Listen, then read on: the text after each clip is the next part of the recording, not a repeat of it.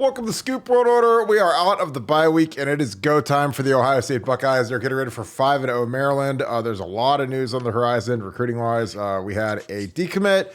We've got a potential SEC flip coming. We're going to break that film down.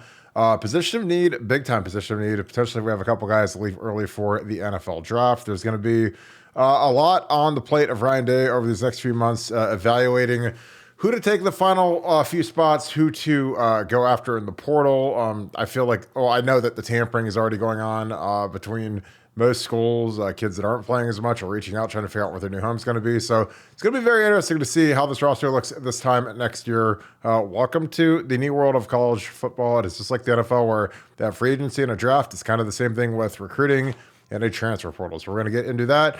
Talk about this October, which is very scary and especially brutal for Ohio State with Maryland. Then a noon game against Purdue. It was announced it would be on Peacock, followed by Penn State, the big one, and then at Camp Randall for a very spooky end to October. So we're going to break all that down. But first, as always, we appreciate you guys. Thank you guys so much for joining us each and every night. If you enjoy this content, please leave us a like, click subscribe, and also click on that little bell. It'll let you know when we go live so you guys can jump in here, jump into the chat, get that chat fired up. Shout out where you guys are watching from.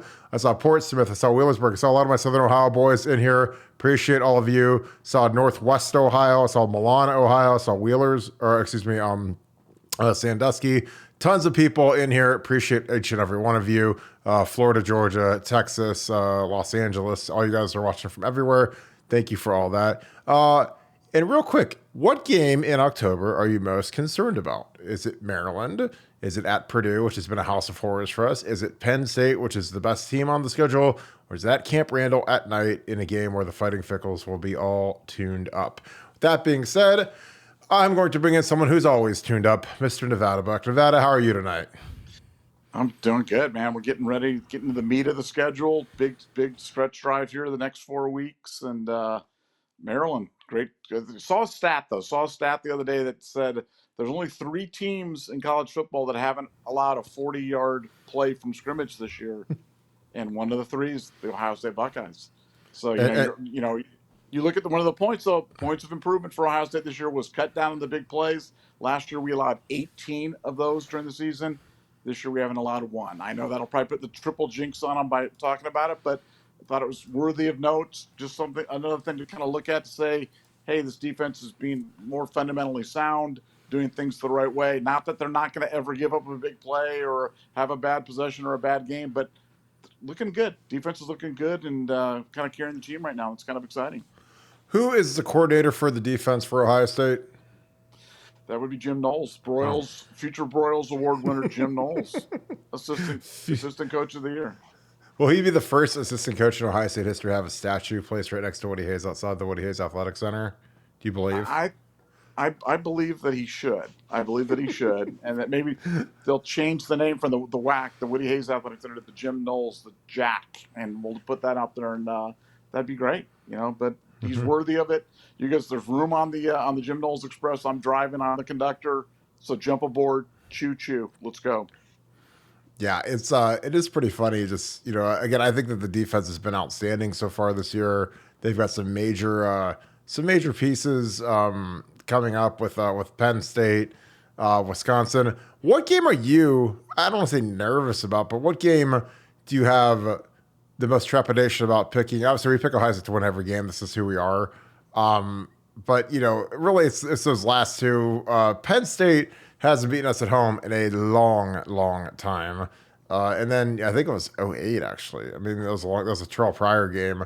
And then Wisconsin, at Wisconsin, we've lost her a few times. Not very often, but we've lost her a few times. Which of those 2 games are you more worried about? Boy, it's. I think that Purdue game is sneaky tough too. Like I think that Purdue game is, I think Purdue's a little better than people think, and that one, I really am going in with the mindset that I just want to win every game by a point. I don't care about style points. I don't care about covering the spread.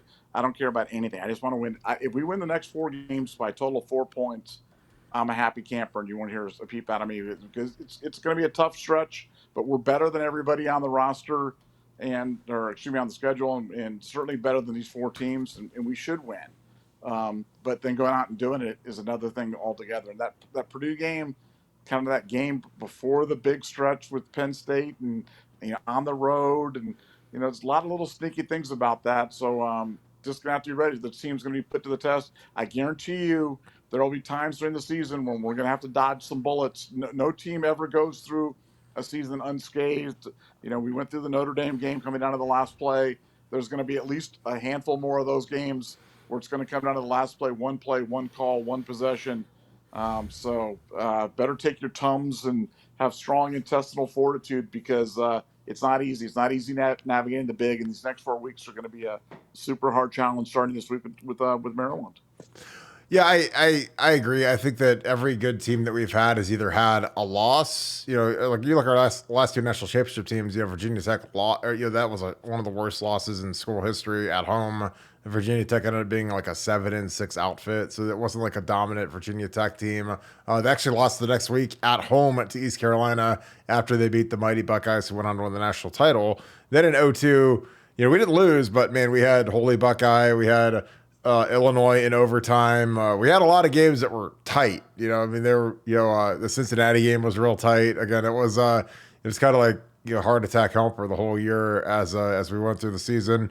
And even, in 06, a year where, we went wire to wire number one until the last game, we played Illinois, a team that was 2-10 or something terrible. And we beat them like 17-10 or something crazy like that. It was some really low score where I think it was 17-0 in the first half, and then they scored 10 in the second half, and we didn't score again. So that was a weird game. Again, that was a team that wasn't playing for anything, but we didn't show up. We didn't play well. And, again, do I think Michigan State could be that team? No.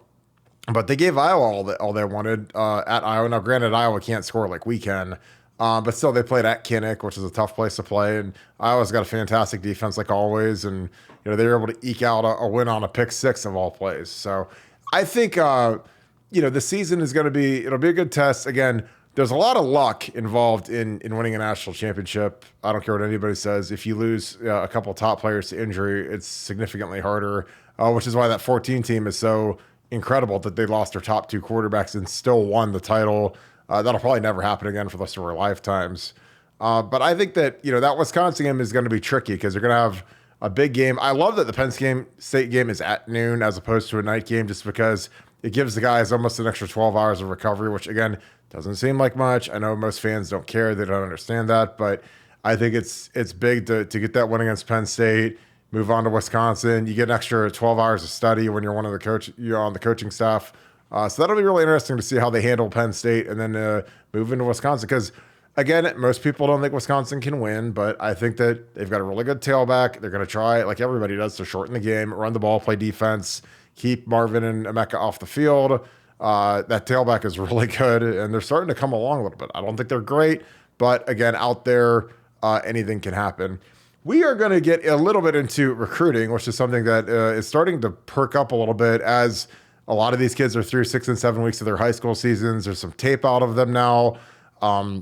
Mark Nave, sadly, was asked to leave the class, essentially just because he hasn't developed the way they wanted to. Again, I think it's never an easy conversation. It's the same thing as when guys get here and they ask them to portal out or process them out. I think it's easier to do it when they're still in high school because they can still land somewhere that's more appropriate to their talents. I think that guys like Justin Fry and Mark Piantoni and Ryan Day, when they take a guy who's a fringe guy like Mark Nave, you have to lay out certain specific measurable goals, whether it's a weight loss plan, whether it's a strength plan.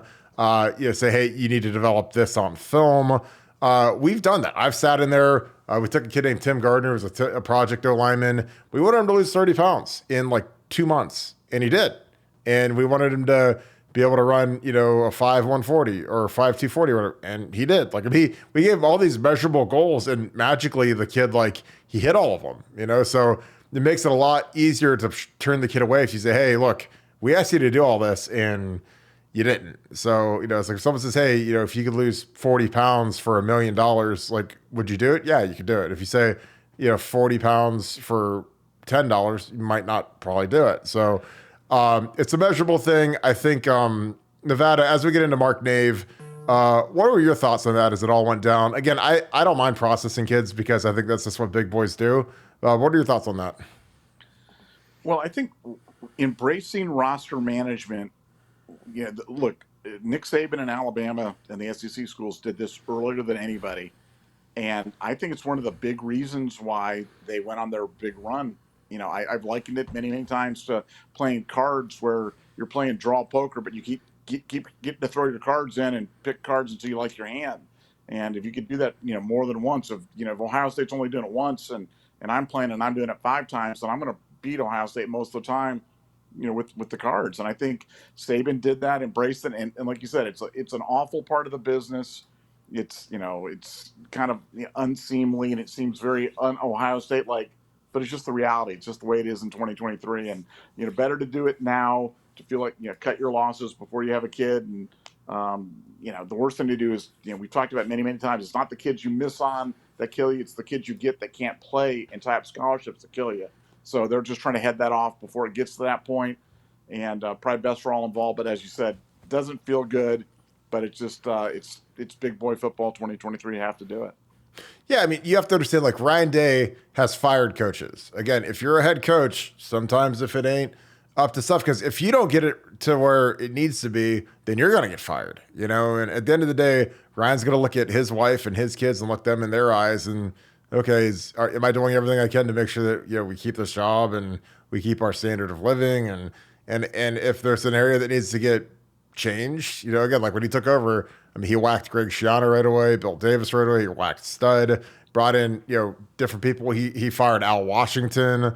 He's, Kerry Combs. Like, he's not shy to whack guys. So, again, like when you want to keep that standard or get that standard to where it needs to be, you can't be shy and you have to make very, very tough decisions that affect people's families. And, they do it to coaches, so you might as well do it to players too. And honestly, for Mark Nave, like, I think that it's the best thing that could ever happen to him because there's nothing worse than he shows up here. He's clearly out of place. He's clearly a kid that couldn't make it. And again, I have no bones against Mark Nave, but I've seen us take guys when I was a grad assistant. We took a class of like 5 guys, and none of them could play at Ohio State. And it was just, I have no idea what we were looking at when we were recruiting them. And I'm not trying to bag on anybody, but those guys showed up, and I was like, none of these guys have a prayer. Because usually, like within the first 2-3 days, you can tell if guys will be able to make it, just because they can hang in there a little bit. They're smart. They're tough.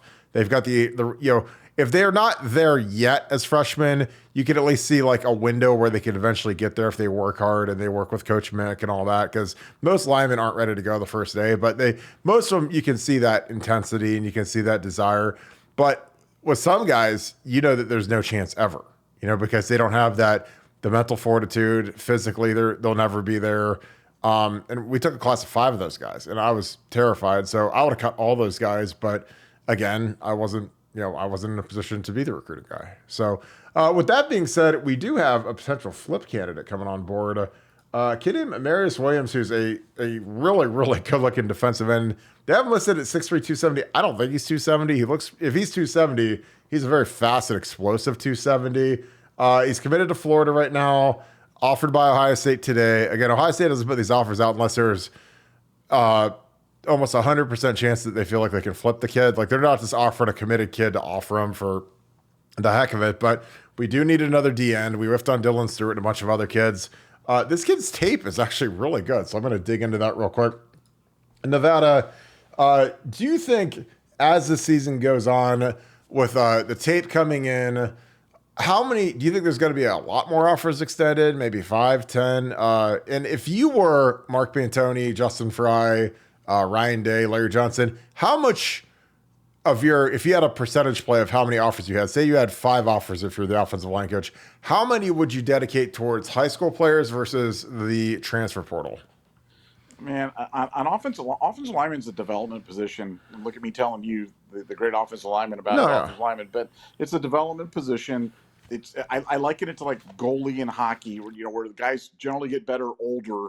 So it's one of those things. It's very hard to project coming right out of high school. So I'd probably be like 40% offers to high school kids and probably 60% portal kids, because I want to know what I'm getting, and maybe 50-50, but I think that's the way that you've got to go. And I think we're going to see more of that kind of going forward as Ohio State kind of embraces it. But, on a kid like Amaris Williams, if they're not making an offer unless they feel like they got him. They're not just throwing this stuff out there. This is just one of those ones. When I heard him, the first thing I thought when I saw him was like he's almost like kind of like Jamal Marcus without some of the other issues. But he's a heck of a player, man. I mean, his tape's impressive. If you haven't watched it, take a few minutes and do, because he's a high impact kind of kid. I mean, I think this is him at running back. I think. I mean, it has to be. Watch this. I mean, the first play he just blows by a tackle who's overrun, but here truck stick.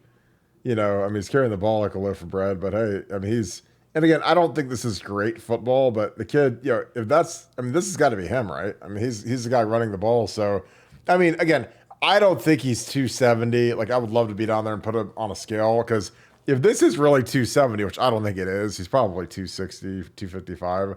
But this is still floating. I mean, he's going against some guys now. This guy, again, like, I don't think this is great competition when they're turf monstering each other. But, again, like this kid, you can see the measurables. You can see, again, it's a lot like Jamal Marcus. Like Jamal Marcus's tape was one of the most unbelievable tapes I've ever seen for a recruit. And like, I remember we watched it, Urban Meyer literally said, "Why is this not the number one player in the entire country?" Like, I mean, his film was like that good. And, we got to know Jamal, very nice kid. Had a lot of work to do to get into school, to get his test scores up, to get all that done. So that was a big reason why he wasn't number one, is because of his grades. But, he got there, and, he had that nice Orange Bowl against Clemson. And, he's a kid that he should have been in the league. Obviously, he got sidetracked. But, this is a kid, this is why, you kind of earn your money working. This is kind of like the waiver wire in fantasy football. Like, I mean, these guys aren't guys that you initially took or thought to take or thought to offer over the summer. And then, a lot of these guys get better. They get better over the summer, and then they show up for their senior year, and they're playing like they're men on a mission, and they're dominant. And again, I love this kid's film. Again, I think you need speed. Like, I think that we have a deficit when it comes to speed and speed rushing.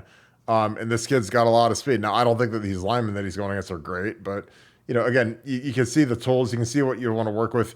You can always get these guys coached up, but when guys can run like this and they're bigger dudes, when they're the 6'3", 270s, and they end up being DNs, and if you get their hands tuned up, these guys can be dynamic pass rushers. And again, we've spoken ad nauseum, we have to get more production from a sack perspective out of the DNs. Like, I know that they cage rush, and I know that they're not allowed to spin. And frankly, when I was watching, did you watch the Jets versus the Chiefs last night at Nevada? Yeah, I had the Chiefs -8, so the Mahomes going down on the 1 yard line in the last play was less than optimal for Nevadabuck.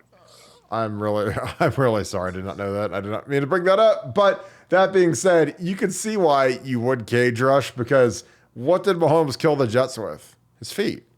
I mean, he had that long scramble to convert on, I don't know if that was 2nd and 30 or 3rd and 30 or whatever it was. He ran right up the middle. And again, that's why, you cage rush and you contain rush, because the Jets lost contain probably 10 times last night. And then they also kind of quit on their pass rush. They left these humongous lanes, which is something that you don't really see a ton of that with our guys when they pass rush. You don't see these big gaping lanes in the middle of the offensive line or off to the side, because of how they're taught to rush, because of the cage rush. They're trying to keep these guys boxed in where they can't run, all over the place when we play man coverage like the Jets did. The Jets play man, and they tell the defensive ends, hey, do twists and loops and don't worry about contain, or either that or guys just flat are just losing contain. And Pat Mahomes killed him. He diced him up running the ball.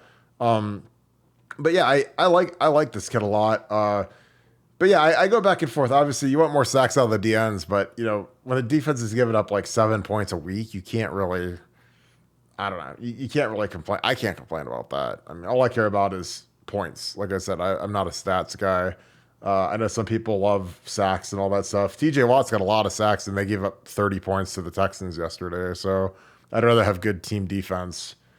But yeah, what do you think? What do you think of this kid, Nevada? I mean, I think we're gonna get him. Good-looking kid. It'll be interesting to see how many of these kids that we didn't offer that are high school seniors that we start offering off of tape, because I think that's going to be, those are about to be coming out over the next couple weeks to get these guys up here for official visits. Yeah, no, I'm like you said, speed. I mean, speed's everything. I mean, even watching Duke. I mean, Duke's defensive line was, their interior guys, their ends. I mean, they were guys that could get after it. And I think if I've got one complaint about the defense, it is that we are lacking. We're lacking that speed rusher. I mean, obviously, I mean nobody's going to have a Khalil Mack, but after watching him get 5 sacks yesterday or 6 sacks or whatever the heck he got yesterday, Mm-hmm. you just that speed and bend around the edge. We're missing that. And so for them to go out there and get guys like this that can kind of go do it, hey, I'm all about that. You can never have enough of those guys. And Ohio State thinks really highly of this one, and they think they're getting this kid. So could be time to get excited. I think, it's interesting you bring up the Khalil Mack game because I watched that whole game because I have Josh Jacobs and Devontae in fantasy. And it's like, eventually, like, it goes on the coordinator, which is Josh McDaniels, when you have a matchup that is that bad, that overwhelming. Jermaine Alamallur, the right tackle. I mean, I was like, God, please put in Thayer Munford. He could hang in there versus Khalil better than that. But when you have a guy like that give up 6 sacks, eventually that's on a scheme deficiency because you have to help that guy. It's like if you have a corner going against Tyreek Hill in man coverage and he's getting scorched, eventually you have to help him. You don't let Tyreek get off for 400 yards and 4 touchdowns because you're like, oh, you're a cornerback. Go out there and check the guy. Eventually, you have to help guys. And again, I feel bad for the guy that was the right tackle just because he clearly, he had a rookie quarterback who held the ball for too long. He thought he was still at Purdue playing Indiana, and he's in the league now where these pass rushers are legit. And sometimes it's not on the tackle. Now, granted, 6 sacks is still 6 sacks, and you're not supposed to give up 6 sacks. But if quarterbacks just have no sense of urgency to get rid of the ball and they get taken down by a guy who's really good, then eventually that's on them, and it's on the scheme because there's no reason that they should have just left that guy on an island against Khalil Mack because that was ridiculous. But there's my diatribe. Again, I think that, starting off this season against Indiana and when we had new tackles, like we did a lot of good stuff to help those guys get comfortable. And then we've given them less and less help as the weeks have gone on. And I think that's important. But, when we see Chop Robinson, who's at Penn State, who's probably the best end on our schedule, and we see some of these guys at Michigan, help those guys out a little bit. You don't have to just, throw them out there, and pray that they can just do everything one-on-one. Like there's a lot of ways to help tackles and help guards when they're playing a dominant player. Now, there's not a lot of dominant players in the Big Ten on defense this year, but, when we see those guys, it never hurts to help a little bit. Well, we'll wrap this thing up. Any final thoughts, Nevada? Again, I love this kid's film. I think he's going to be fantastic. Be interesting to see if Mark is the only guy they process or if there's others, but who knows? I mean, and how many guys we lose out of the portal, because those always frees up some cap spots for the roster. But any final thoughts? Yeah, well, I think this is the week that Ohio State starts, showing some more the defensive playbook, starts showing a little bit more out of the offensive playbook. And this is, they've kind of built up to Notre Dame, trying to get some stuff installed.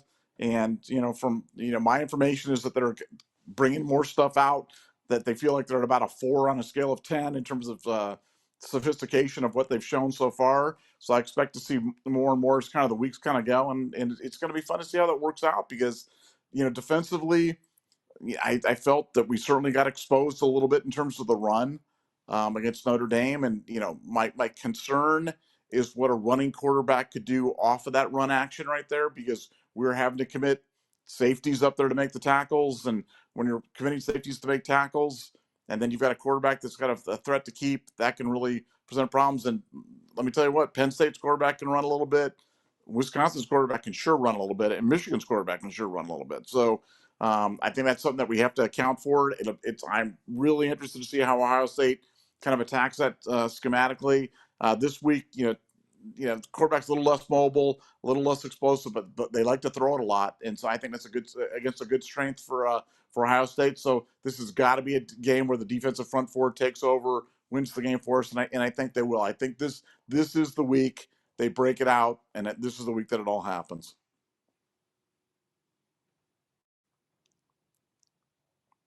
um, much more diversity in the pass rushing. Because again, I know everyone's like, oh, these guys, they stink. Our two ends stink. JT and Jack, these two 5-star guys, they stink. But JT has one of the best spin moves I've ever seen on film at Ohio State, and Jack's got a nice spin move too. And I've seen it in spring games. I've seen it, in practice. I mean, I've seen it, and I've seen him hit Paris with it and sack. I mean, he had Paris with a spin in the spring game that was like Dwight Freeney 2 years ago, and obviously Paris 6th overall pick, starting for the Cardinals, maybe the best tackle we've had since Orlando Pace. And Jack hit him with that spin move, and Paris was on ice skates. He had no idea where to go. And I haven't seen that. And again, I think, well, I know that they're telling these guys to contain rush, cage rush. So, it'd be interesting to see if they free some of these guys up and they let them hit some of those inside spins, because those are hard to go against. When those guys have the agility to actually hit it like JT does, I mean, JT's spin is phenomenal, but he never does it. And I don't think that's his call because, again, JT and Jack both want to go to the NFL after this year. Now, it's real hard to declare for the draft when you're a defensive end with 0 sacks. So, again, I think they're getting the itch. And again, these guys, they hear the noise. Like, JT hears the noise. Like, you're supposed to be this dominant player and you don't have any sacks on the year. And you played Youngstown State and Indiana and all these other crap teams and no sacks. So, it's going to be interesting to see if they turn them loose versus Maryland. Well, with that being said, we're going to wrap this thing up. As always, we appreciate you guys. If you guys are not members of BuckeyeScoop.com, now is the time to join it. We've got a fantastic amount of content coming your way this week as we get really into the season. There's no more bye weeks left. This is a straight football now. These guys are healthy, refreshed. I thought it was a great timing for the bye week. So now is a great time for you to jump onto BuckeyeScoop.com. All of you that are on BuckeyeScoop.com, we appreciate you guys being members of our community. It's a fantastic community. Keep it cancer-free. Keep it nice and clean. Really good people on there. And we just clear out the riffraff. So we appreciate you. As always, if you could leave us a like on your way out the door, that'd be huge. Also, click subscribe.